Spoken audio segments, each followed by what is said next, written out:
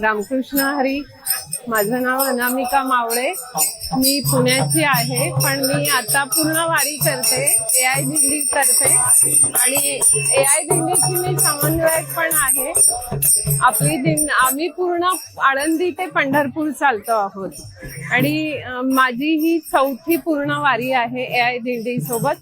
आम्ही पूर्ण वारी जी आहे ती 25 क्रमांकाची रथाच्या पुढे, दिंडी क्रमांक 25 रथापुढे त्यांच्या बरोबर चालतो आम्ही. आणि माझा असा अनुभव आहे, म्हणजे 4थी वारी आहे, तर अनुभव हा आहे की आपला AI दिंडीचा उद्देश हा आहे की आपली जी वारी आहे, आपली जी संस्कृती आहे, संत परंपरा आहे, हे सगळं लोकांना माहीत व्हावं. म्हणजे आता असं झालंय की जसं AI दिंडी आमची IT प्रोफेशनल्सने चालू केली आहे, म्हणजे फाउंडर मेंबर्स IT प्रोफेशनल आहे. आता असं नाहीये, AIचा अर्थ ऑल इन्क्लुसिव्ह, त्याचा अर्थ म्हणजे सर्व समावेशक, म्हणजे अगदी विद्यार्थी येऊ शकतात, गृहिणी येऊ शकते, वर्किंग प्रोफेशनल येऊ शकतात.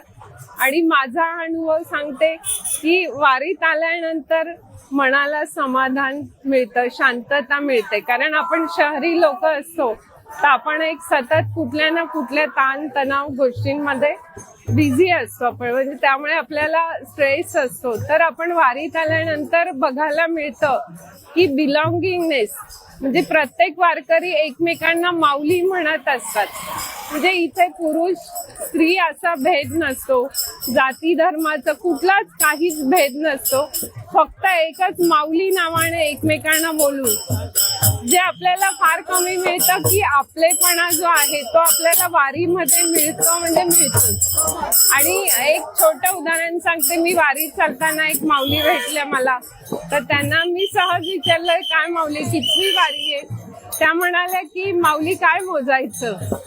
आणि नंतर त्यांनी म्हणजे जे सांगितलं, तर त्यांना पण तेवढंच ज्ञान असतं, तर माऊलीनी त्यांना तसं बनवताय. ते हरिपाठ म्हणतात, अगदी भजन तुम्ही बघितले, प्रत्येक दिंडीत भजन, नामस्मरण, कीर्तन हे सतत चालू असतं. त्यामुळे खूप छान वाटतं. अगदी खूप प्रत्येकाने, आमचं घोषवाक्य आहे, एक तरी वारी अनुभवावी, प्रत्येकाने एकदा तरी यावं. धन्यवाद.